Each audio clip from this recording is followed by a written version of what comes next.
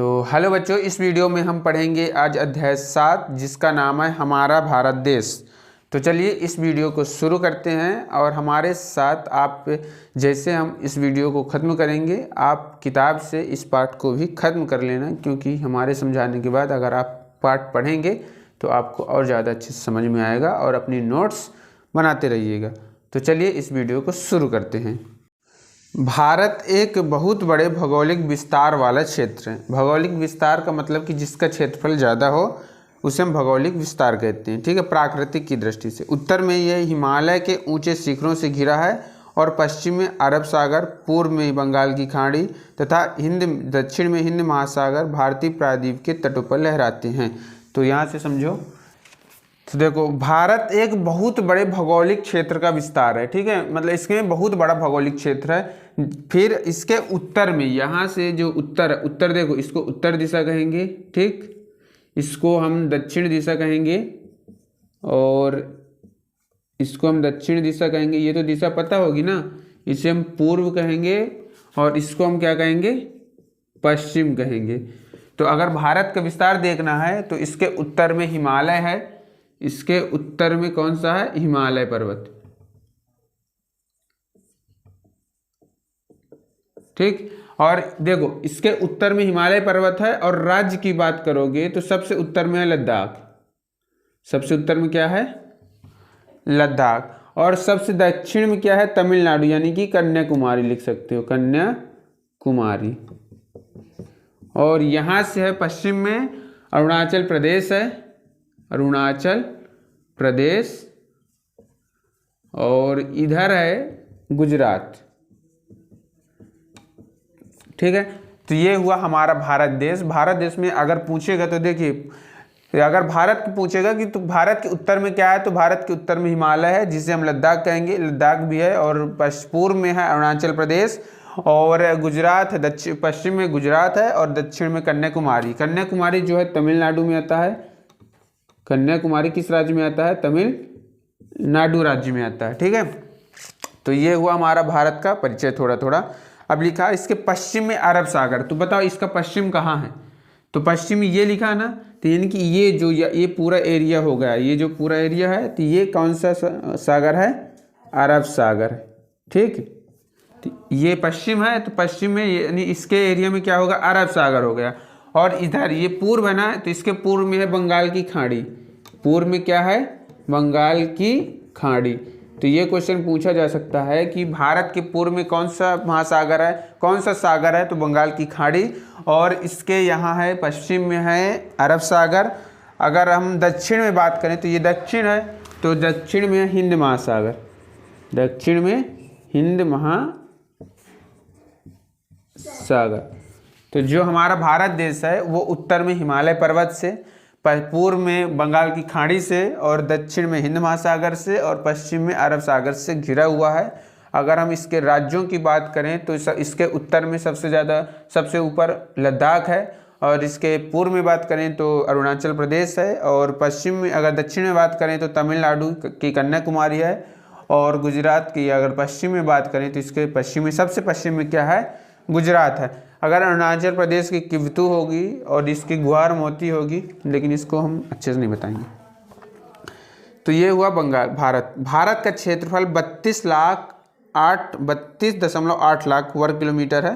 तो अगर इसका क्षेत्रफल लिखना है कि भारत का क्षेत्रफल कितना है, तो भारत का क्षेत्रफल कितना है, यहाँ से देखो भारत का क्षेत्रफल है 32,87,263 वर्ग किलोमीटर और आपकी किताब में लिखा है 32.8 लाख। अगर हम बात करें इसके उत्तर में लद्दाख है, पूर्व में अरुणाचल प्रदेश है, पश्चिम में गुजरात है और दक्षिण में कन्याकुमारी यानी तमिलनाडु है। फिर इसमें ऊंचे ऊंचे पर्वत भी हो सकते हैं और पठार, मरुस्थल, उत्तरी मैदान, असमान पठारी, सतह, तटीय भाग एवं द्वीप समूह स्थलों की विभिन्नता को दर्शाते हैं। इसमें अब ये बताओ, जब ये है तो भारत में पर्वत भी हो सकते हैं, पठार भी हो सकते हैं, मैदान भी हो सकते हैं, नदियाँ भी हो सकती हैं और अन्य स्थलारूप भी हो सकते हैं। कई स्थल रूप हो सकते हैं कि नहीं हो सकते, तो इनको हम एक एक करके आगे पढ़ेंगे। फिर यहाँ जलवायु, वनस्पति, वन्य जीवों के साथ साथ भाषा एवं संस्कृति में भी बहुत विभिन्नता है। मतलब अगर हम इसके देखें तो इसमें तो देखो इसमें जलवायु तो विभिन्नता है, ये है जैसे देखो इसमें जलवायु में अलग अंतर, जैसे यहाँ ठंडी पड़ती है तो यहाँ ठंडी, जैसे देखो हमने क्या बोला था कि जैसे जैसे हम ऊपर की ओर जाते हैं तो तापमान घटने लगता है, मतलब यहाँ गर्मी पड़ेगी, फिर यहाँ गर्मी, फिर इससे कम गर्मी, गर्मी हल्का हल्का गर्मी, ऊपर ठंडी ठंडी होती जाएगी। यहाँ सबसे ज़्यादा ठंडी पड़ेगी भारत में, और यहाँ भारत में सबसे ज़्यादा गर्मी पड़ेगी। तो भारत में सबसे ज़्यादा गर्मी यहाँ रहती है और सबसे ज़्यादा ठंड यहाँ रहती है। तो यानी कि इसमें जलवायु में विभिन्नता है कि नहीं है। अब जैसे इसमें भाषा में विभिन्नता है, भारत में भाषा में भिन्न प्रकार की बोली जाती है। जैसे देखो तमिलनाडु में तमिल बोली जाती है, कर्नाटक में कन्नड़ बोली जाती है, मध्य प्रदेश में हिंदी बोली जाती है, कश्मीर में कश्मीरी भाषा बोली जाती है, असम में डोंगरी मैथिली संथाली बोली जाती है, और गुजरात में मराठी भाषा बोली जाती है, सिंधी भाषा बोली जाती है। तो भारत में कई प्रकार की भाषा हैं, संस्कृति है। जैसे यहाँ के लोग बाग जींस और पहनते हैं, लेकिन यहाँ के लोग बाग, तमिलनाडु के लोग बाग लुंगी पहनते हैं। तो मतलब कि इनके कल्चर में भी, पहनावा में भी अलग अंतर है कि नहीं है। इनकी सांस्कृतिक कल्चर अलग है, सांस्कृतिक कल्चर जो है, सांस्कृतिक जो कला है वो भिन्न है कि नहीं है भारत में। तो भारत में भिन्न भिन्न प्रकार के सांस्कृतिक है, भिन्न भिन्न प्रकार की भाषाएं बोली जाती हैं, जलवायु भी भिन्न भिन्न प्रकार की होती है। तो यानी कि भारत एक ऐसा महाद्वीप है, मतलब ऐसा देश है कि जहाँ बहुत विभिन्नता, अत्यधिक विभिन्नता है। जैसे हमने बताया था कि भारत के उत्तर में हिमालय है, दक्षिण में हिंद महासागर है, दक्षिण में क्या है, हिंद महासागर, और यहाँ जो पूर्व में है बंगाल की खाड़ी, ठीक। और ये पश्चिम में क्या है, पश्चिम में है अरब सागर भारत की, ठीक है। तो यहाँ तक हुआ। अब फिर लिखा, अब इसकी स्थिति जानेंगे कि आखिर स्थिति क्या है। देखो अगर ये सब हुआ तो अब हम इसकी स्थिति जान लेते हैं कि आखिर इसकी स्थिति क्या है। तो स्थिति मतलब बोला जाए कि कर्क रेखा का जो अक्षांश होता है वो 23.5 डिग्री होता है। तो कर्क रेखा भारत के मध्य से होकर गुजरती है। तो यानी कि कर्क रेखा अगर यहाँ से गुजरेगी, कहाँ से, यहाँ से, तो ये हुआ कर्क रेखा अधिकतर भारत के 8 राज्यों से होकर गुजरती है। भारत के कितने राज्यों से, 8 राज्यों से होकर गुजरती है। नाम उनका हम अगली बात बताएंगे। तो कर्क रेखा भारत के 8 राज्यों से होकर गुजरती है, और कर्क रेखा का जो अक्षांश होता है वो 23.5 डिग्री उत्तरी अक्षांश होता है, उत्तरी अक्षांश होता है, ठीक है। तो भारत से कर्क रेखा होकर गुजरती है, तो यानी कि ऊपर 30 डिग्री होगा और नीचे 23.5 डिग्री, यानी केवल भारत से कर्क रेखा गुजरती है, मकर रेखा नहीं गुजरती। अगर इसकी अक्षांश की बात करें, स्थिति की बात करें, तो देखो इसकी स्थिति है 8 डिग्री 4 मिनट से लेकर 37 डिग्री 6 मिनट तक, 37 डिग्री 6 मिनट तक। और इस साइड देखें तो 68 डिग्री 7 मिनट से लेकर और 97 डिग्री 25 मिनट तक, 97 डिग्री 25 मिनट तक, ये है इसकी स्थिति। अब स्थिति समझो, देखो जैसे कर्क रेखा 23.5 डिग्री उत्तरी अक्षांश में है, तो 23.5 के बाद भारत 37 तक आएगा। कितने तक आएगा, 37, यानी कि 30 डिग्री अक्षांश वो वाली हुई। यानी कि ये भारत, मान लो ये हुआ अक्षांश, हमने बोला था ना ये 0, ठीक, यहाँ से होगा 30 और यहाँ से होगा 60 बोला था। तो जैसे भारत की जो अक्षांश रेखा है तो 0 से बोला था ना, तो यानी कि 10, यानी कि यहाँ से होगी। तो ये भारत यहाँ से लेकर यहाँ के बीच में होगा, केवल इसमें होगा, ना कि देखो ये हुआ 37 डिग्री, यानी 30 के हल्का ऊपर होगा और यहाँ से 0 के थोड़ा हल्का ऊपर होगा। तो 0 से 30 के बीच अधिक गर्मी पड़ती है कि नहीं पड़ती, 0 से 30 के बीच अधिक गर्मी पड़ती है, यानी कि भारत में यहाँ तक गर्मी पड़ेगी, कहाँ तक, यहाँ तक। लेकिन ऊपर वाले इलाके में ठंडी पड़ेगी, क्योंकि ये 30 से 60 के बीच वाले में जा रहा है, 30 से 60 के बीच में जा रहा है, तो इसीलिए यहाँ ठंडी पड़ेगी। और भारत जो है यहाँ से लेकर यहाँ के बीच में पूरे हर गर्मी पड़ेगी ज़्यादातर, इसलिए हम अक्षांश को देखते हैं, बाकी और इसका कोई उपयोग नहीं है। अक्षांश का सिर्फ उपयोग इसलिए है ताकि हम ठंडी गर्मी मौसम का पता लगा सकें।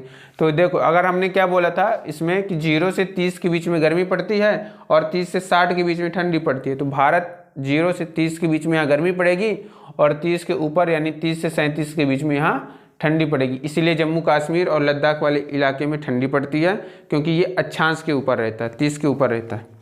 फिर देखो भारत उत्तरी गोलार्ध में स्थित है, ये तो पता है ना कि भारत उत्तरी गोलार्ध में स्थित है, यानी कि भारत इस साइड स्थित है, ये भारत उत्तरी गोलार्ध में स्थित है।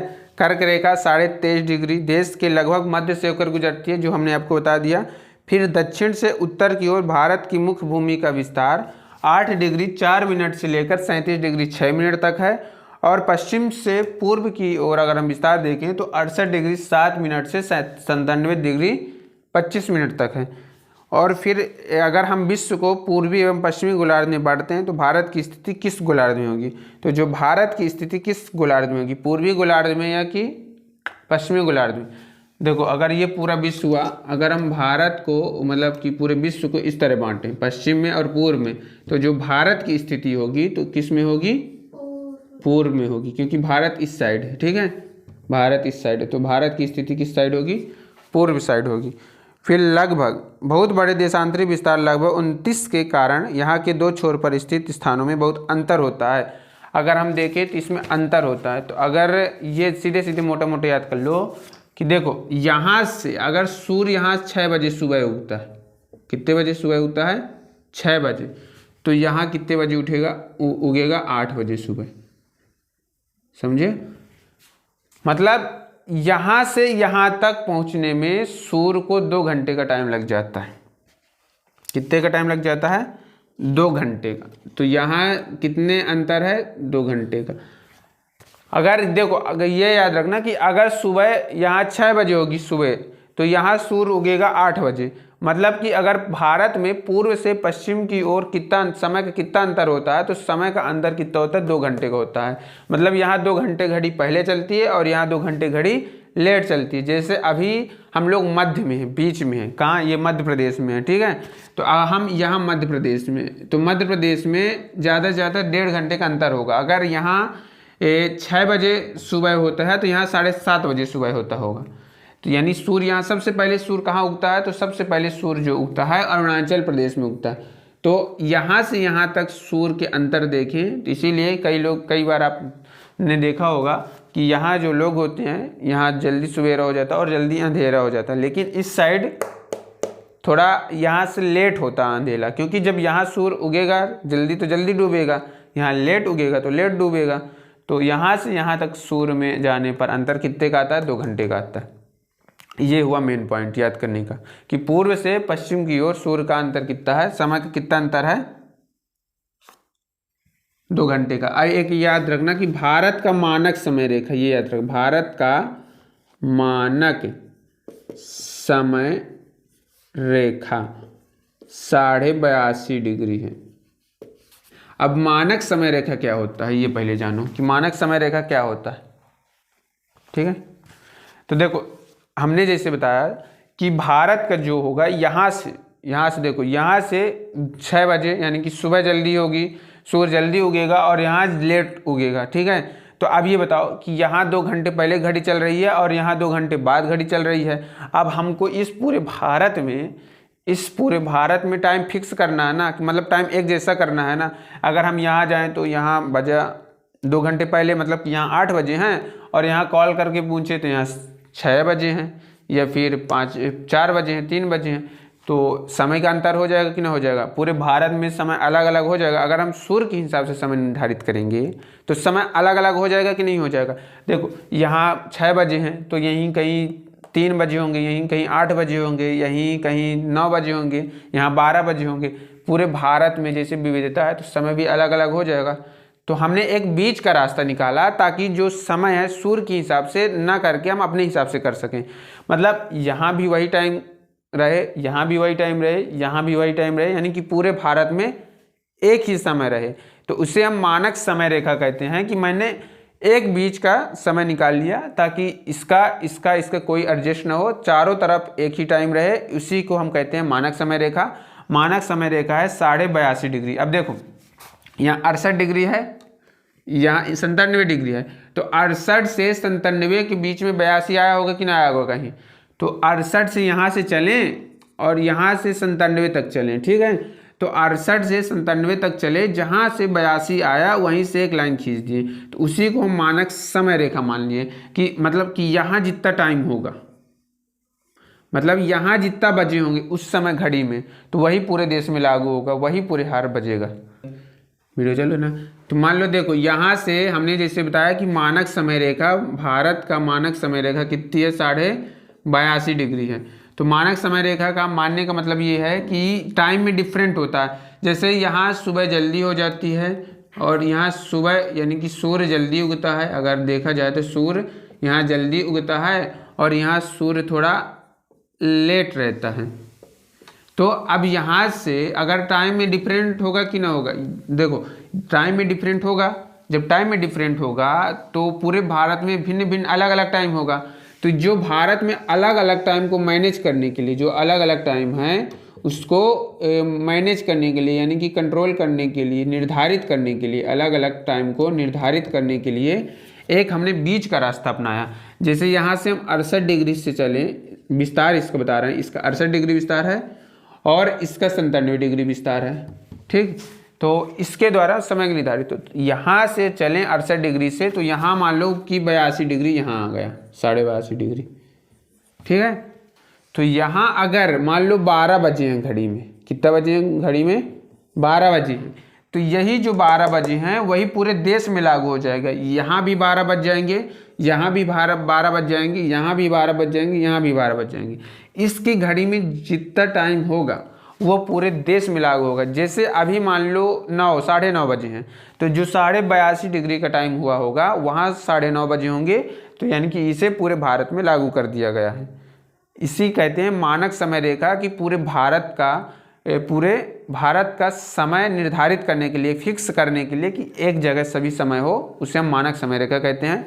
और भारत का मानक समय रेखा 82.5 डिग्री है। और मान लो देखो ये तो गुजरात में है 68 डिग्री, 97 डिग्री अरुणाचल प्रदेश में, तो 82.5 डिग्री कहाँ होगा, तो 82.5 डिग्री है प्रयागराज यानी इलाहाबाद में। ठीक है, प्रयागराज इलाहाबाद में यानी कि यूपी में, उत्तर प्रदेश में, ये है 82.5 डिग्री। हम बात करेंगे भारत के पड़ोसी देशों के बारे में। तो देखो भारत के पड़ोसी देश हैं, ये पहला ये इस साइड है नेपाल, इस साइड है भूटान, इस साइड है चीन, इस साइड है म्यांमार और इस साइड है बांग्लादेश। बांग्लादेश ये बांग्लादेश है। तो ये जो है हमारा ये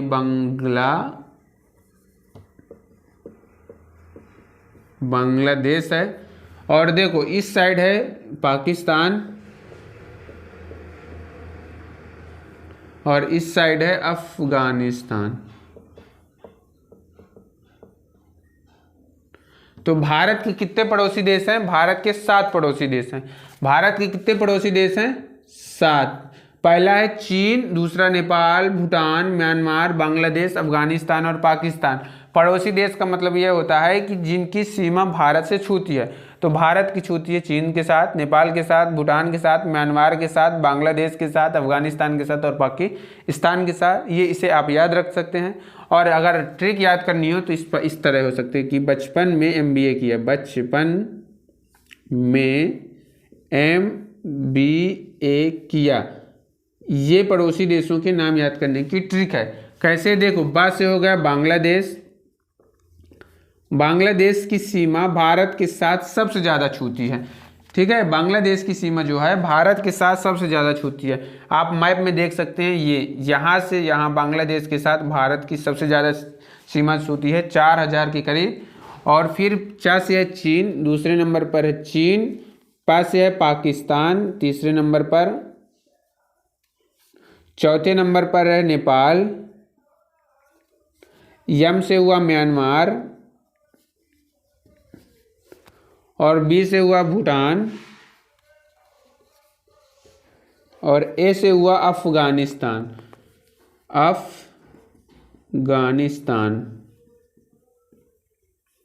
ठीक, यानी कि देखो पहला हुआ बांग्लादेश, दूसरा हुआ चीन, तीसरा हुआ पाकिस्तान, चौथा हुआ नेपाल, पांचवा हुआ म्यांमार, छठवां हुआ भूटान और सातवां हुआ अफगानिस्तान। तो ये हुआ क्रम से। बचपन में MBA किया, इसे ट्रिक से याद कर सकते हैं, या अगर ट्रिक से याद ना करना हो तो इस तरह याद कर सकते हैं कि भारत के 7 पड़ोसी देश हैं। और भारत के जब 7 पड़ोसी देश हैं तो देखो सबसे ज़्यादा चीन की, बांग्लादेश के साथ अप्रॉक्स 4000 मान लो और इसके साथ 3000 कुछ मान लो, ऐसे कुछ थोड़ा थोड़ा मतलब सबसे ज़्यादा बांग्लादेश के साथ सीमा साझा होता है, फिर चीन के साथ, पाकिस्तान, फिर नेपाल, फिर म्यांमार, फिर भूटान और फिर अफगानिस्तान के साथ भारत सीमा साझा करता है। और भारत की ये 7 पड़ोसी देश हैं। श्रीलंका का पड़ोसी देश नहीं है। यहाँ है मालदीव, ये भी हमारा पड़ोसी देश है। लेकिन देखो, अगर भारत के पड़ोसी देश 7 हैं स्थलीय वाले, और अगर जल वाले पूछेगा तो जल वाले हैं श्रीलंका और मालदीव, ये दोनों जल वाले भी हैं। तो भारत के जल वाले, देखो अगर पाकिस्तान, देखो यहाँ से अगर हम बात करें तो किन किन देशों की सीमा समुद्र से छूती है, तो यहाँ से देखो पाकिस्तान की सीमा समुद्र से छूती है इस साइड, बांग्लादेश की छूती है और म्यांमार की छूती है समुद्र से, और चीन की भी इस साइड से छूती है समुद्र से। तो देखो ये चीन समुद्र से छूता है और म्यांमार भी समुद्र से छूता है और बांग्लादेश भी समुद्र से छूता है, पाकिस्तान भी, श्रीलंका भी और मालदीव भी, ये हुए। तो लेकिन अभी आपको सिर्फ इतना याद रखना कि भारत के पड़ोसी देश 7 हैं। बचपन में MBA किया, बांग्लादेश, चीन, पाकिस्तान, नेपाल, म्यांमार, भूटान और अफगानिस्तान। ओके, याद रहेगा। ये श्रीलंका हुआ और ये मालदीव हुआ। देखिए ये देखो भारत हुआ, पाकिस्तान हुआ, ये दोनों क्या हुए, ये देश हुआ, ये देश हुई, यानी ये स्थल हुआ और ये भी स्थल हुआ, ये स्थल हुआ ना और ये भी स्थल हुआ। इन दोनों के बीच में एक पानी बह रहा है, यहाँ पानी बह रहा है कि नहीं बह रहा, तो यानी इन दोनों को अगर कोई अलग करता है तो कौन सी अलग, यहाँ इसका जो नाम होगा उसका नाम है पाक जल संधि। तो ये क्वेश्चन पूछा जा सकता है आपसे कि भारत और श्रीलंका को कौन सी जल संधि अलग करती है, तो कौन सी जल संधि अलग करती है, पाक जल संधि। ये क्वेश्चन बन सकता है कि भारत और श्रीलंका को अलग करने वाली संधि कौन सी है, पाक जल संधि। और ये किस पर है, तो ये है मन्नार की खाड़ी। तो भारत और श्रीलंका के बीच किसकी खाड़ी है, मन्नार की खाड़ी। किसकी खाड़ी है, मन्नार की खाड़ी। तो भारत और श्रीलंका को क्या अलग करता है, पाक जल संधि। और भारत और श्रीलंका के बीच देखो ये तो अलग करती है, लेकिन ये इसका नाम क्या है, तो इसका नाम है मन्नार की खाड़ी। अब हम पढ़ेंगे भारत का विभाजन। तो भारत का विभाजन 2 प्रकार से किया जाता है। अध्ययन के लिए भारत का विभाजन 2 प्रकार से किया जाता है। तो कितने प्रकार से किया जाता है, 2 प्रकार से। पहला हुआ प्रशासनिक या राजनैतिक विभाजन, राजनैतिक विभाजन, और दूसरा हुआ प्राकृतिक या फिर भौगोलिक विभाजन, भौगोलिक विभाजन। ठीक, तो भारत का विभाजन अध्ययन के लिए 2 प्रकार से किया जा सकता है। एक राजनैतिक या प्रशासनिक विभाजन, इसको हम प्रशासनिक भी बोल सकते हैं, प्रशासनिक, ठीक। और दूसरा हुआ प्राकृतिक या भौगोलिक विभाजन। तो इनमें अंतर क्या है, देखो जो राजनैतिक विभाजन होता है उसमें हम राज्यों के नाम पढ़ते हैं, जो हमारे राज्य हैं उनके नाम पढ़ते हैं, और जो केंद्र शासित प्रदेश होते हैं, केंद्र शासित प्रदेश होते हैं, उनको हम पढ़ते हैं। लेकिन जो प्राकृतिक एवं भौगोलिक विभाजन है उसमें हम किसका अध्ययन करते हैं, उसमें हम पर्वतों का, पठारों का, मैदानों और जो पृथ्वी की स्थलाकृति है, स्थलारूप हैं, हम उनका अध्ययन करते हैं। तो राजनैतिक और प्राकृतिक में अंतर समझ में आया। तो जो राजनैतिक मानचित्र होता है उसमें हम राज्यों के नाम पढ़ते हैं, केंद्र शासित प्रदेशों के नाम पढ़ते हैं, और जो वहाँ जितने भी मानव विकास हुए हैं, जैसे क्या उद्योग लगाया है, क्या नदियाँ बनाई हैं, नहर बनाए हैं, मतलब जितने मानव द्वारा, जो मानव करेगा, जितने भी मानव करेगा उसे हम राजनैतिक, जो मानव अपने से बनाता है, ठीक है, याद रखना कि जो मानव निर्मित करता है। जैसे मानव ने राज्यों को निर्मित किया है, राज्यों के नाम रखा है, केंद्र शासित प्रदेशों के नाम रखा है, उसे हम राजनैतिक में पढ़ेंगे। और अब प्राकृतिक या भौगोलिक में, जैसे प्राकृतिक में हम पढ़ेंगे पर्वत पठारों। अब मानव ने तो पर्वतों को नहीं बनाया, पठारों को नहीं बनाया, मैदानों को नहीं बनाया, तो सीधी सीधी बात आप इस तरह याद रख सकते हैं कि भारत का विभाजन 2 प्रकार से, यानी 2 प्रकार से हम पढ़ सकते हैं, एक राजनीतिक विभाजन, एक प्राकृतिक। राजनीतिक में हम राज्यों और केंद्र शासितों को पढ़ेंगे, और हम प्राकृतिक में यानी कि पर्वतों, पठारों और मैदानों को पढ़ेंगे। तो हम पहले पढ़ते हैं राजनीतिक मानचित्र में। तो राजनीतिक मानचित्र में तो आप बताइए कि भारत में कितने राज्य हैं। तो भारत में 28 राज्य हैं और भारत में 8 केंद्र शासित प्रदेश हैं। केंद्र शासित प्रदेश हैं, तो इनको याद रख लीजिएगा, इनके नाम फिर हम लिखवा देंगे बाद में। तो भारत में 28 राज्य, 8 केंद्र शासित प्रदेश हैं और भारत की राजधानी क्या है ये बताइए। तो भारत की राजधानी है दिल्ली, नई दिल्ली। भारत की राजधानी नई दिल्ली। ठीक, तो राजनीतिक मानचित्र में हम 28 राज्यों के बारे में पढ़ते हैं। उत्तर, उत्तरा, मध्य, पश्चिमी, छत्तीस, राजा, झाड़, सिक्किमी, मेघ, नागमणि, मध्य त्रिपुरारी, अंधे, उड़काना, तमिल, बिहारी। ये हुआ 28 राज्यों के नाम और 8 केंद्र शासित प्रदेश, दिल्ली, और इनको हम बताएंगे। देखो, राज्यों में और केंद्र शासित प्रदेशों में अंतर क्या होता है इसको भी हम आगे कभी डिस्कस करेंगे।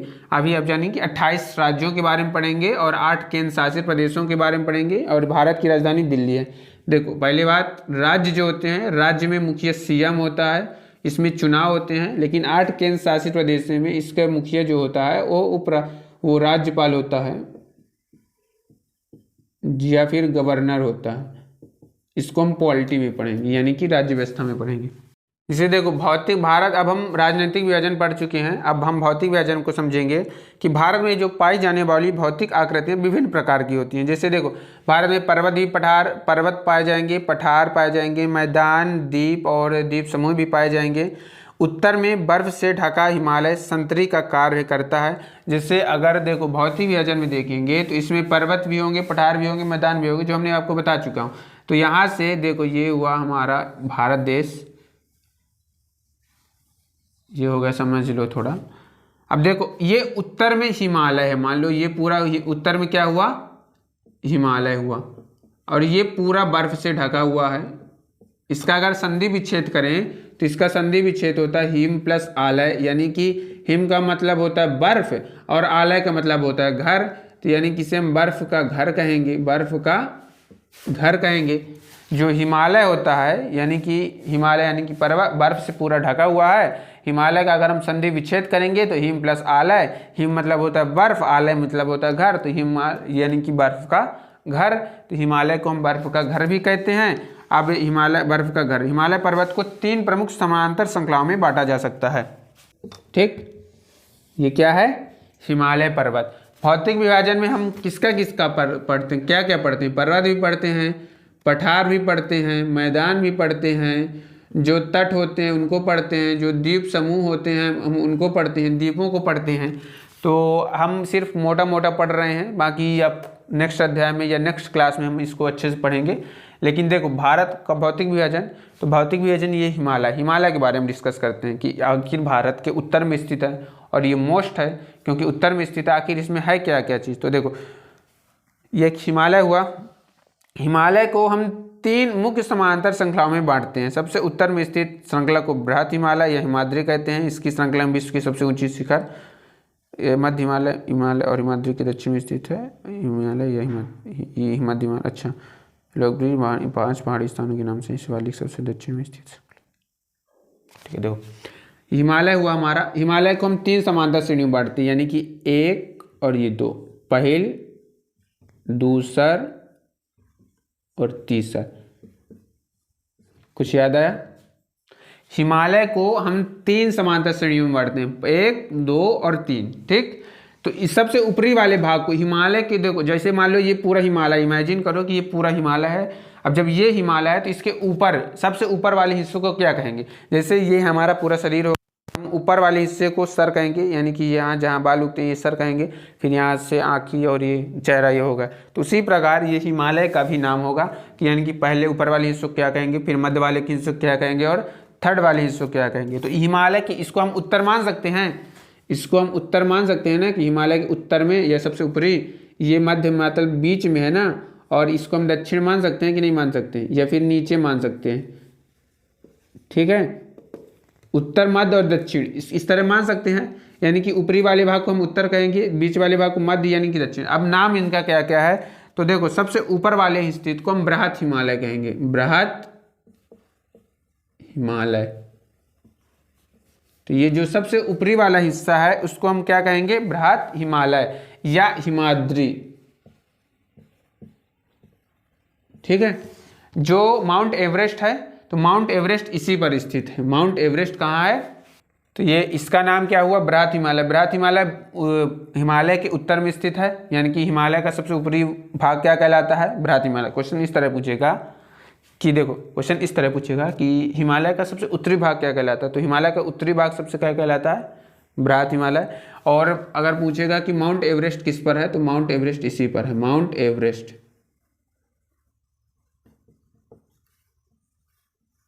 माउंट एवरेस्ट किस पर है? तो माउंट एवरेस्ट इसी भाग पर है। और बीच वालों को क्या कहेंगे? हमेशा मध्य कहते हैं। क्या कहते हैं इसको? मध्य। तो इसका नाम होगा मध्य हिमालय। इसका क्या नाम है? मध्य हिमालय या हिमाचल। ठीक है। तो जो हमारा हिमाचल प्रदेश है वो हिमालय के बीच में स्थित है। हिमालय के बीच में स्थित है। इसका नाम पहले वाले को हुआ बृहत हिमालय, दूसरे वाले का नाम क्या हुआ? मध्य हिमालय, और तीसरे वाले का नाम हुआ ये शिवालिक। इसका नाम क्या हुआ? शिवालिक हिमालय। इसका नाम क्या हुआ? नीचे वाले का सबसे शिवालिक हिमालय। तो देखो किस तरह पूछेगा। पहली बात, पहला पॉइंट, हिमालय का सबसे उत्तरी भाग क्या कहलाता है? बृहत हिमालय। बृहत हिमालय के दक्षिण में क्या स्थित है? तो बृहत हिमालय के दक्षिण में मध्य हिमालय है। ये चित्र बना लोगे तो समझ जाओगे। ये उत्तर हुआ, ये फिर दक्षिण। देखो इसके और इसके नीचे ये दक्षिण ना कहलाएगा। तो बृहत हिमालय के नीचे क्या स्थित है? मध्य हिमालय है। और मध्य हिमालय के नीचे क्या स्थित है? शिवालिक हिमालय। ये फिर पहुंच सकता है कि हिमालय का सबसे उत्तरी भाग बृहत हिमालय और हिमालय का सबसे दक्षिणी भाग शिवालिक हिमालय कहलाता है। तो यानी कि हिमालय की 3 पार्ट हो गए। समझ में आया कुछ कि नहीं आया? थोड़ी बहुत समझ में आया? अब देखो, अब जब हम पर्वत से नीचे उतरते हैं तो मैदान मिलते हैं कि नहीं मिलते हैं? मैदान मिलते हैं। जब मैदान मिलते हैं तो हम इसको कहेंगे नीचे, ये वाले जो हिस्सा मिला ये हमारा, ये, तो इससे हम कहेंगे उत्तर का विशाल मैदान। उत्तर का विशाल मैदान। ठीक है। ये उत्तर का विशाल मैदान है इस पर जो सिंधु, गंगा और ब्रह्मपुत्र नदी बहती है। ठीक है, नदी बहती है। और यहीं भारत की सबसे बड़ी जनसंख्या निवास करती है। मतलब भारत की सबसे अधिक जनसंख्या यहीं रहती है। सबसे अधिक जनसंख्या यहीं रहती है। और यहाँ कौन कौन से देश हैं? तो यहाँ से अगर देश याद, मतलब राज्य याद करना हो, कौन कौन से राज्य हैं? तो मध्य यूपी है, यूपी के बाद यूपी के बाद कई बिहार भी है। और जितने भी उत्तर के मैदान हुए नीचे वाले एरिया के, यूपी हुआ, बिहार हुआ, झारखंड हुआ, फिर यहाँ से मध्य प्रदेश भी आ जाएगा, इसी में थोड़ा थोड़ा पंजाब आ जाएगा और हरियाणा आ जाएगा। ठीक है, पंजाब हरियाणा इस तरह आ जाएंगे। और ये हुआ, देखो हिमालय के एकदम दक्षिण में उत्तर का विशाल मैदान है। उत्तर के विशाल मैदान में सिंधु, गंगा, ब्रह्मपुत्र ये नदी बहती हैं। और इसी पर भारत की सबसे अधिक जनसंख्या रहती है। भारत की सबसे अधिक जनसंख्या कहाँ रहती है? तो इसीलिए तो कहते हैं ना कि यूपी जो है, उत्तर प्रदेश सबसे अधिक जनसंख्या वाला राज्य है मध्य भारत का। और इसी में सबसे ज़्यादा खेती होती है। देखो हमने अभी आपको ये बताया था कि यहाँ जो है क्या है? हिमालय है। अभी हिमालय का पूरा वर्गीकरण बताया कि नहीं बताया? हिमालय का पूरा वर्गीकरण बताया। हमने कहा कि हिमालय के दक्षिण में उत्तर का विशाल मैदान है, यानी कि ये यहाँ मैदान है इस पार, यानी कि इस इलाके में मैदान है कि नहीं है? इस वाले इलाके में पूरे मैदान है कि नहीं है? तो ये वाले ऊपर हिमालय हुआ और नीचे वाले इलाके में यहाँ साइड, इस साइड पूरे हार ये क्या हुआ? मैदान वाला हिस्सा हुआ। तो हिमालय के दक्षिण में क्या है? मैदान है। अब देखो भारत है, तो भारत का ये पश्चिमी हिस्सा है कि नहीं है? पश्चिमी हिस्सा है। और यहीं पर राजस्थान और गुजरात पाया जाता है। तो यानी राजस्थान में रेगिस्तान है कि नहीं है? मरुस्थल है। तो यहीं भारत के पश्चिम में मरुस्थल पाए जाते हैं। भारत के किस में मरुस्थल पाए जाते हैं? पश्चिम में मरुस्थल पाए जाते हैं। तो अगर पूछेगा मरुस्थल कहाँ है भारत के, तो भारत के मरुस्थल किस साइड है? किस साइड है? पश्चिम साइड मरुस्थल पाए जाते हैं। तो ये मरुस्थल हुए। उत्तर में हिमालय है, बीच में हिमालय के नीचे हिमालय के नीचे मैदान है और मैदान यानी कि पश्चिम में मरुस्थल है और मरुस्थल हो गए ना। अब फिर यहाँ से देखो, अब मैदान के नीचे एक प्रायद्वीपीय पठार। अब पठार कहाँ, देखो यहाँ तो पर्वत हुई, ये पर्वत आ गए, ठीक, ये मैदान आ गए, ये हमारे मरुस्थल आ गए। अब पठार बचे ना, अब पठार कहाँ होंगे, तो पठार ये याद रख लेना कि ये पूरा इलाका हुआ ये पठार हुआ, याद रहेगा। जैसे दक्कन का पठार, कर्नाटक का पठार, काठियावाड़ का पठार, ये सब कहाँ है, तो ये सब ये दक्षिण में है। तो याद रहेगा, ऊपर है हमारा पर्वत, बीच में है मैदान, पश्चिम में है मरुस्थल, दक्षिण में है पठार, और अब पूर्व में क्या है, तो पूर्व में नदी घाटियाँ हैं। तो यहाँ मैंग्रोव यानी कि ये भी मैदान के इलाके में आ जाता है, ये पूरा इलाका। इस तरह याद कर लो कि ये पूरा मैदान में आ गया और यहाँ मरुस्थल हो गया हमारा, यहाँ पठार। तो ये इस तरह वर्गीकरण याद रहेगा। तो यानी कि इस वाले इलाके में मरुस्थल होगा हमारा, इस वाले इलाके में पर्वत होंगे, ये वाले इलाके में मैदान होंगे और इस वाले इलाके में पठार होंगे। आप ये सब मोटा मोटा याद कर सकते हैं। ये पूर्व है, ये उत्तर है, ये पश्चिम है और ये दक्षिण है। यानी कि ये हुए हमारे भारत के भौतिक भूगोल। तो पर्वत, मैदान, पठार और मरुस्थल, अगर कोई पूछेगा तो मोटा मोटा बता दोगे ना कि अगर गुजरात और राजस्थान में मरुस्थल हैं, ऊपर पर्वत है हिमालय और बीच में मैदान है और नीचे पठार है। और फिर लिखा है उत्तरी मैदान के दक्षिण प्रायद्वीप, इसकी आकृति त्रिभुजाकार, इसकी आकृति। अब हमने कुछ हिमालय के बारे में मतलब पर्वतों के बारे में पढ़ाया, कुछ मरुस्थल मैदान के बारे में पढ़ाया। अब हम पठारों के बारे में थोड़ा बहुत पढ़ा देते हैं, पठार ज्ञान। तो देखो अब हम पढ़ेंगे थोड़ा जो प्रायद्वीप पठार हैं, प्रायद्वीप पठार। तो इनकी स्थिति क्या है, मतलब ये हैं क्या। तो हमने क्या बताया कि जो मैदान है, मैदान के एकदम जस्ट नीचे है ना, कि पठार की नहीं है, ये बताओ। मैदान के जस्ट नीचे है पठार, और मैदान के जब नीचे हैं तो इनकी आकृति किस तरह है, तो इनकी जो आकृति है वो त्रिभुज के आकार की है। ये इनकी आकृति हो गई, ठीक। तो जो पठार हैं, जो प्रायद्वीपीय पठार है, इनकी आकृति क्या हुई, त्रिभुज के आकार की है। और इसकी आकृति, इसका धरातल काफ़ी ऊंचा एवं नीचा है। तो कम कन्फर्म नहीं, काफ़ी ऊंचा भी है एकदम, और एकदम काफ़ी नीचा है इनका, अगर हम वो देखें तो। और इसमें बहुत सी घाटियाँ स्थित है। इसके उत्तर पश्चिम में अरावली स्थित है। अब देखो ये मान लो प्रायद्वीप पठार हुआ, तो प्रायद्वीप यानी कि देखो ये उत्तर, इसको हम कह सकते हैं, इसको हम दक्षिण कहेंगे, इसको हम पूर्व कहेंगे और इसको हम पश्चिम कहेंगे। देखो इसके उत्तर, ये उत्तर हुआ, ये पश्चिम हुआ इस साइड, यहाँ दक्षिण हुआ, यहाँ पूर्व हुआ। तो क्या बोला कि देखो इसके उत्तर और पश्चिम में कौन सी अरावली पर्वत श्रृंखला। तो अगर ये हुआ प्रायद्वीपीय पठार हमारा, प्रायद्वीपीय पठार, कुछ समझ में आ रहा है। ये हुआ प्रायद्वीपीय पठार। तो उत्तर और पश्चिम में अरावली पर्वत। तो देखो अरावली पर्वत श्रृंखला पूछेगा तो कहाँ है, हमने बताया था ये हुआ अरावली पर्वत श्रृंखला, अरावली पर्वत श्रृंखला, ठीक है। ये अरावली पर्वत श्रृंखला है जो विश्व की सबसे पुरानी, हमने बताया था ना कि ये सबसे पुरानी श्रृंखला है, सबसे पुरानी विश्व की, ठीक है, विश्व की पुरानी, सबसे पुरानी पर्वत श्रृंखला है, जो अब अपरदित होकर एक अवशिष्ट पर्वत बन चुकी है, जो हमने आपको कम से कम अध्याय 5 में बताया था अभी। और फिर विंध्य एवं सतपुड़ा भी महत्वपूर्ण, इन श्रृंखलाओं से होकर नर्मदा एवं ताप्ती नदी बहती हैं। यानी कि देखो अब इसमें जो है अगर देखा जाए तो यहीं अगर उत्तर पूर्व में मान लो यहाँ से बिंद हो गई और यहाँ से सतपुड़ा हो गई, और यहीं से जो है नर्मदा नदी हमारा प्रवाह होता है, नर्मदा नदी का विस्तार होता है। तो यहाँ ये नर्मदा नदी हो गई। तो नर्मदा नदी, अगर ये हुई कौन सी पर्वत, विंध्य पर्वत, और एक हुई सतपुड़ा पर्वत। तो ये विंध्य पर्वत हुई, विंध्य पर्वत, और ये वाली जो हुई इसका नाम हुआ सतपुड़ा।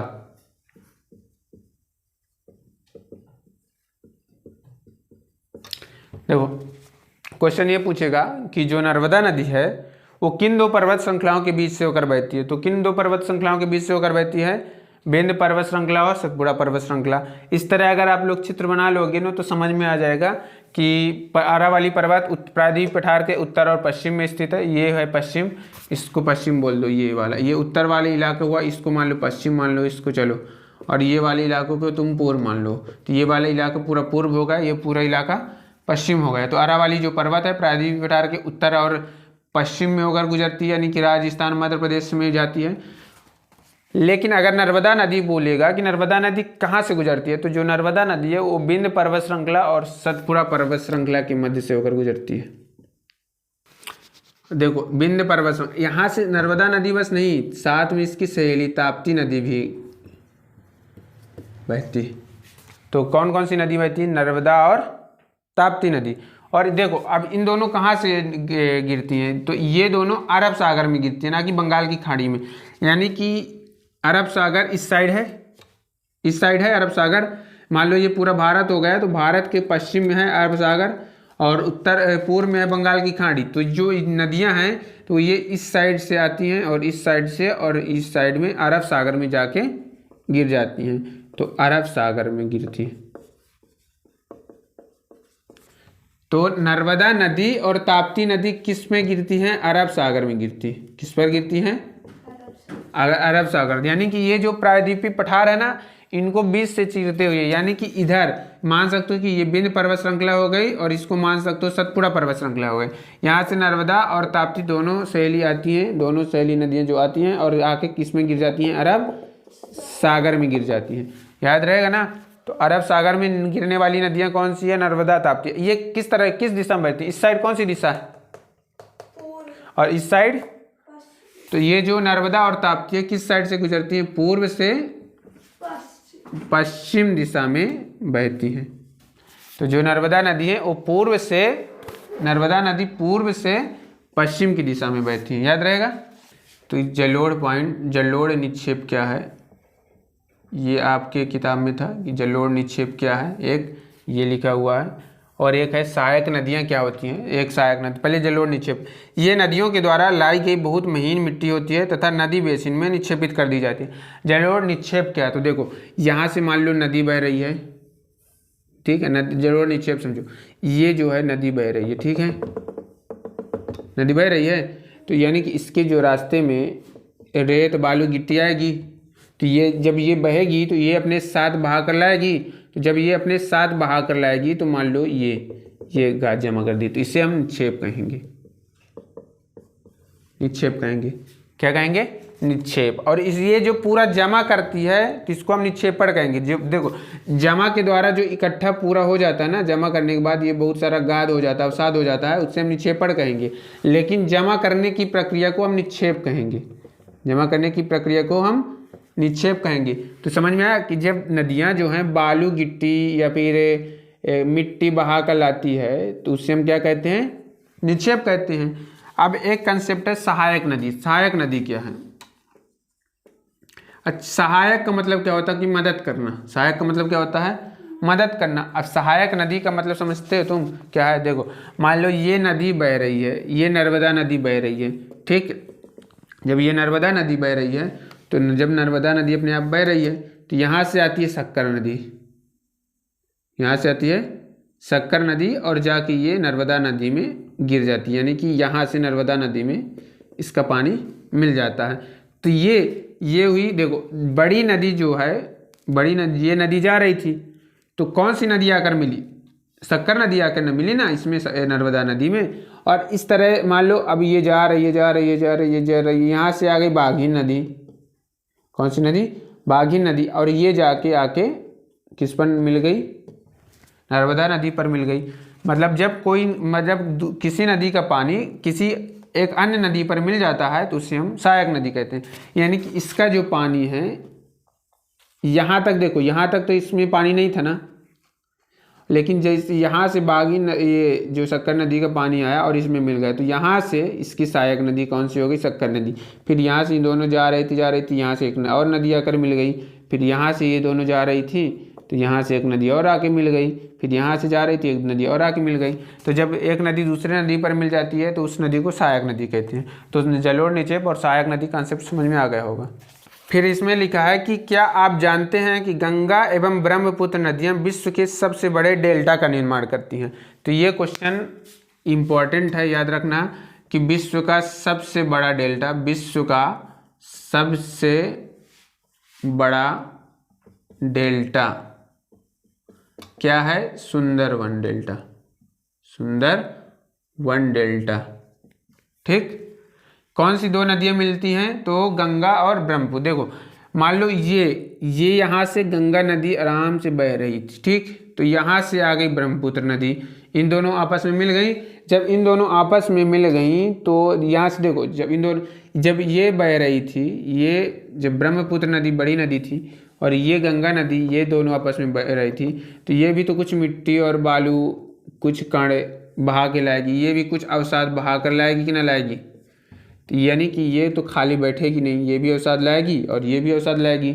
ये नदी याद रखना कि जब गंगा और ब्रह्मपुत्र मिलकर विश्व का सबसे बड़ा डेल्टा सुंदरवन डेल्टा बनाती हैं। अब ये डेल्टा क्या होता है? तो डेल्टा समझो क्या होता है कि देखो यहाँ से गंगा नदी जा रही थी और यहाँ से ब्रह्मपुत्र नदी जा रही थी, ये भी अवसाद लाएगा और ये भी अवसाद लाएगी। अवसाद लाएगी कि नहीं लाएंगी?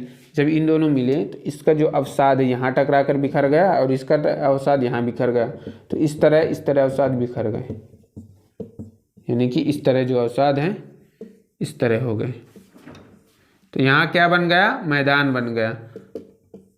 जब अवसाद पूरे यार बिखर जाएंगे तो यहाँ मिट्टी मिट्टी हो जाएगी पूरी, तो जब अवसाद मिट जाएंगे तो मिट्टी मिट्टी हो जाएंगी, और इसे हम क्या कह दिए? सुंदरवन का डेल्टा कह दिए, सुंदरवन का डेल्टा कह दिए।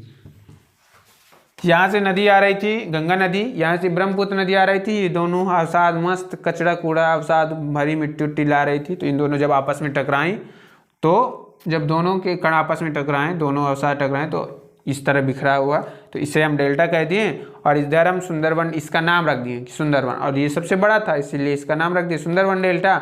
तो याद रहेगा कि विश्व का सबसे बड़ा डेल्टा कौन बनाती है? गंगा और ब्रह्मपुत्र नदी। याद रहेगा कौन सी नदियाँ?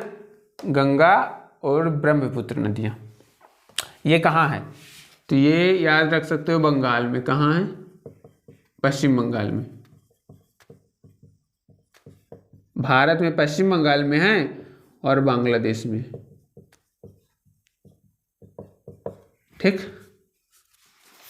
याद रहेगा। देखो ये हुआ हमारा प्यारा भारत देश, भारत देश हुआ। तो देखो यहाँ से लेकर, कहाँ से? गुजरात से लेकर यहाँ तक। अच्छा ये बताओ, ये पहले कौन सा घाट, कौन सी दिशा? पश्चिमी दिशा है ये, और ये पूर्वी दिशा है, पूर्व दिशा है। ये पश्चिम दिशा है, पूर्व दिशा है कि नहीं है? तो जब ये वाला जो घाट कहलाएगा तो वो पश्चिमी घाट कहलाएगा ना, और ये वाला जो घाट होगा तो वो पूर्वी घाट कहलाएगा कि ना कहलाएगा? तो इसे हम पूर्वी घाट कहेंगे। तो इसका नाम क्या हो गया? इस साइड वाले का, जो इस साइड वाला होगा इसको पूर्वी घाट कहते हैं, और इस साइड वाले को क्या कहेंगे हम? पश्चिमी घाट। तो याद रहेगा ना कि पूर्वी घाट किस साइड है और पश्चिमी घाट किस साइड है। तो इस साइड वाले को हम पश्चिमी घाट कह देंगे और इस साइड वाले को हम पूर्वी घाट कह देंगे, क्योंकि दिशा में यहाँ पूर्व है, यहाँ पश्चिम है। देखो यहाँ अरब सागर है और यहाँ क्या है? बंगाल की खाड़ी। तो देखो जो हमने बताया था कि जो ब्रह्मपुत्र, देखो ये ब्रह्मपुत्र नदी यहाँ से आई और यहाँ से गंगा नदी यहाँ से आई, ये दोनों यहाँ से मिलके यानी बंगाल की खाड़ी में डेल्टा बना देती हैं। तो यानी कि पूर्वी घाट पर कौन सी नदी बहती है? ब्रह्मपुत्र नदी और गंगा नदी। याद रहेगा कि पूर्वी घाट की तरफ कौन सी दो नदियां बहती हैं? ब्रह्मपुत्र और गंगा नदी। और किस पर गिरती हैं? ब्रह्मपुत्र और गंगा नदी का जो मुहाना है वो कहाँ है? बंगाल की खाड़ी पर। तो ये पूछ सकता है कि बंगाल की खाड़ी पर गिरने वाली नदियाँ, यानी कि गंगा नदी किस खाड़ी पर गिरती है, मतलब कहाँ गिरती है? तो बंगाल की खाड़ी में। ब्रह्मपुत्र नदी कहाँ गिरती है? बंगाल की खाड़ी में। अब यहाँ से देखो, अब ये देखो, ये यहाँ पूरा हार समुद्र है समुद्र, अरब सागर है, ये साइड बंगाल की खाड़ी। तो देखो ये जो किनारे वाला जो भाग होता है ना, ये जहाँ ये, तो इसको हम मैदान कहेंगे। क्या कहेंगे? मैदान। इसको हम कहेंगे तटीय मैदान। जो तट में होते हैं तो उसे हम कहते हैं तटीय मैदान, यानी कि इसको भी हम तटीय मैदान बोलेंगे। पूर्वी घाट समझ में आया किसे बोलते हैं? पश्चिमी घाट समझ में आया किसे बोलते हैं? तटीय मैदान समझ में आया किसे बोलते हैं? जो समुद्र के किनारे वाला जो भाग होता है ना, उसे हम क्या कहते हैं? तटीय मैदान। तो समुद्र ये है, तो समुद्र के किनारे, यहाँ से पूरा समुद्र है, तो इसके किनारे क्या भरा हुआ? तटीय मैदान। मतलब ये जो जो वो होते हैं ना, क्या कहते हैं, बीच को ही तटीय मैदान बोले, एकदम समुद्र के किनारे वाली भूमि। तो यहाँ से समुद्र है, यहाँ से एकदम स्थल हुई, इसको तटीय मैदान बोलते हैं। तट यानी कि समुद्र का किनारा। देखो ये महानदी हो गई, कहाँ गिरती है? बंगाल की खाड़ी में गिरती है, याद रहेगा। ये कृष्णा हो गई, कावेरी हो गई, और ये गोदावरी हो गई। तो ये जो नदी देखो, गंगा, ब्रह्मपुत्र, महानदी, कृष्णा, कावेरी, गोदावरी, ये कहाँ गिरती हैं? बंगाल की खाड़ी पर गिरती हैं। तो एक ये अरब सागर हुआ हमारा। तो अरब सागर में अभी हमने पढ़ाया था ना कि यहाँ से नर्मदा नदी आती है और ताप्ती भी आती है। तो नर्मदा और ताप्ती कहाँ गिरती हैं? अरब सागर में। कृष्णा, गोदावरी और कावेरी, गंगा, ब्रह्मपुत्र, ये कहाँ गिरती हैं? बंगाल की खाड़ी में। इस तरह डायग्राम बना लोगे और एक आध नज़र डेली डालोगे तो ये याद हो जाएगा बड़ी आसानी से। और 2-4 बार अपने से ड्राइंग बना लोगे अपनी रकमर, तो याद हो जाएगा कि महानदी कृष्णा, कावेरी, गोदावरी बंगाल की खाड़ी पर गिरती हैं और नर्मदा और ताप्ती नदी अरब सागर पर गिरती हैं। ठीक है। प्रवाल, देखो प्रवाल किसे कहते हैं? प्रवाल छोटे समुद्री जंतुओं के कंकाल है जिसे पॉलिप कहा जाता है। मतलब क्या होता है कि ये जो समुद्री जंतु होते हैं, समुद्री जंतु जैसे कीट हो गए, जितने भी समुद्र में पाए जाने वाले जंतु होते हैं, तो उनके जो जीवाश्म होते हैं यानी कंकाल होते हैं, यानी कि जो उनका शरीर होता है, मृत शरीर होता है, उनका जो मृत शरीर होता है, कंकाल, या फिर इसको कंकाल बोलेंगे, कंकाल। तो प्रवाल किसे बोलेंगे? जितने भी समुद्री जंतु होते हैं उनके मृत शरीर या कंकाल को क्या बोलते हैं? प्रवाल बोलते हैं। और इसका एक अन्य नाम भी है, इसका जो अन्य नाम है, इसका अन्य नाम पॉलिप भी है। पॉलिप, इसका अन्य नाम क्या है? पॉलिप। जब जीवित पॉलिप मरते हैं तब उनका कंकाल बच जाता है। देखो अब जब कोई व्यक्ति मरेगा तो उनका कंकाल तो बनेगा ना, मृत शरीर जब मर जाएगा तो कंकाल जब पूरा सड़ गल जाएगा तो क्या बनेगा? सिर्फ कंकाल यानी हड्डी बस बचेंगी। तो उसे हम क्या बोलते हैं? अन्य पॉलिप की वृद्धि इन ठोस कंकालों के ऊपर होती है जो बढ़ते बढ़ते काफ़ी ऊंचे हो जाते हैं तथा इस प्रकार प्रवाल द्वीपों का निर्माण हो जाता है। देखो मान लो एक ये समुद्री जीव था, ठीक है, ये अभी आराम से खा पी रहा, मस्त है। अब जब मर गया इसी तरह पड़ा रहेगा, सड़ गल जाएगा, इसका जो हड्डी उड्डी होंगी इसी तरह जमी रहेंगी। फिर इसी के ऊपर एक दूसरा दूसरा प्रवाल आ जाएगा, पॉलिप आ जाएगा।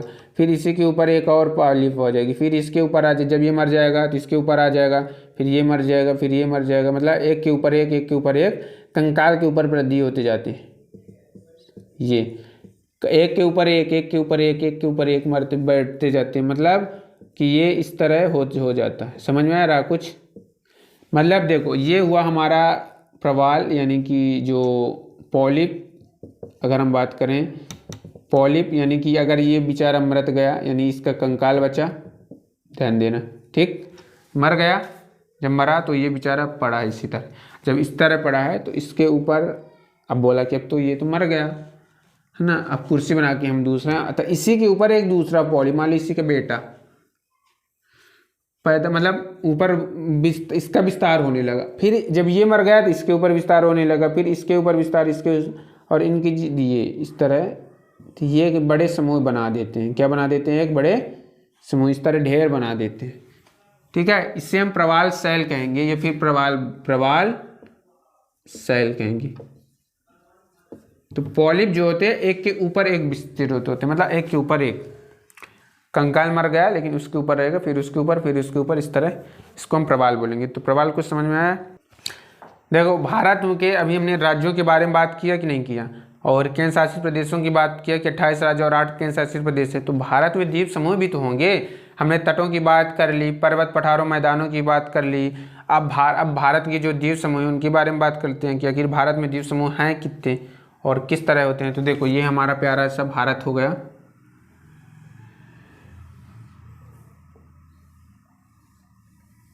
ठीक है। यहाँ अरब सागर हुआ और ये जो हुआ बंगाल की खाड़ी हुई। पहले ये बताओ द्वीप किसे कहते हैं। तो देखो ये एक बड़ा सा भाग जो समुद्र से चारों तरफ घिरा हुआ है तो उसे हम महाद्वीप बोलेंगे, ठीक। और एक छोटा सा भाग अगर समुद्र के पानी से चारों तरफ घिरा हुआ, जरूरी नहीं समुद्र से, पानी से चारों तरफ घिरा हुआ है तो उसे हम क्या बोलेंगे, द्वीप बोलेंगे। देखो जो महाद्वीप हो गया, हमारे यहाँ 7 महाद्वीप हैं और 5 महासागर हैं, और जो द्वीप हैं वो अगर एक छोटा सा भाग होता है जो चारों तरफ पानी से घिरा होता है तो उसे हम क्या बोलते हैं, द्वीप। तो भारत के जो द्वीप समूह का मतलब हुआ द्वीपों का एक झुंड, मतलब एक नहीं अनेक द्वीप इकट्ठा जब होंगे तो उसे हम कहेंगे द्वीप समूह।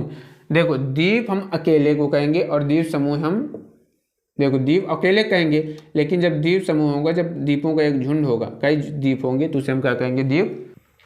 तो देखो भारत के द्वीप समूह कौन कौन से हैं। तो बंगाल की खाड़ी लक्षद्वीप द्वीप समूह अरब सागर में स्थित है। तो यहाँ से ये अरब सागर में ये मान लो एक ये द्वीप हुआ तो इसको हम कहेंगे लक्षद्वीप। तो आपसे ये क्वेश्चन पूछेगा कि लक्षद्वीप भारत के लक्षद्वीप कहाँ स्थित है। तो लक्षद्वीप अरब सागर में स्थित है। कहाँ स्थित है, अरब सागर में। और फिर ये केरल के तट से कुछ दूर स्थित प्रवाल द्वीप समूह। अब ये देखो अभी हम प्रवाल के बारे में बताएं कि नहीं बताएं। तो ये कौन सा द्वीप समूह है, ये प्रवाल द्वीप है। और प्रवाल द्वीप किस तरह बनता है, प्रवाल द्वीप अभी हमने बता चुका हूँ। तो ये एक प्रवाल द्वीप समूह है लक्षद्वीप, ठीक। और अंडमान एवं निकोबार द्वीप समूह भारत से दक्षिण पूर्व दिशा में बंगाल की खाड़ी में स्थित। अब भारत ये हुआ तो बंगाल की खाड़ी ये हुई, तो बंगाल की खाड़ी में ये फिर ये हुआ अंडमान निकोबार द्वीप समूह, अंडमान निकोबार, ठीक है, द्वीप समूह।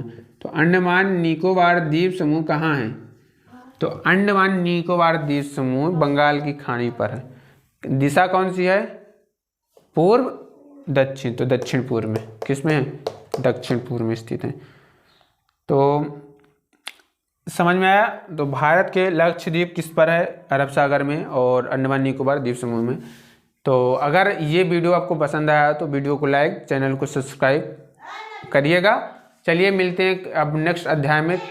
Thanks for watching this video.